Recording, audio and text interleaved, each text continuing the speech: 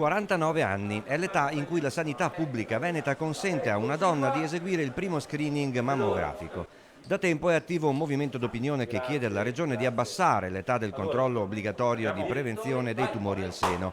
All'ospedale di Piove di Sacco è stato inaugurato un nuovo mammografo digitale con tomosintesi, valore 200.000 euro, l'ottavo apparecchio del genere che in un anno è entrato in funzione nel territorio della ULSS 6 Euganea. Rispetto ai mammografi convenzionali, offre immagini più nitide, passaggio immediato tra 2D e 3D, applicazioni cliniche avanzate. La tomosintesi, rispetto alla mammografia 2D, offre un aumento della capacità di rilevare lesioni al seno invasive e una diminuzione dei falsi positivi.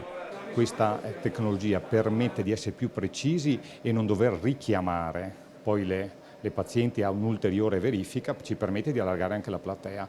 Quindi nella prossima programmazione, nei prossimi mesi, quando si inizierà a discutere in quinta commissione, in regione si inizierà a discutere di adeguamento delle schede, della riprogrammazione, sicuramente si vedrà anche questo lato, che è quello di aprire la platea sempre di più alla prevenzione, che è un fattore determinante per il sistema sanitario per la cura dei cittadini. A Piove di Sacco inaugurati anche nuovi studi medici concentrati ora in un'unica ala ospedaliera.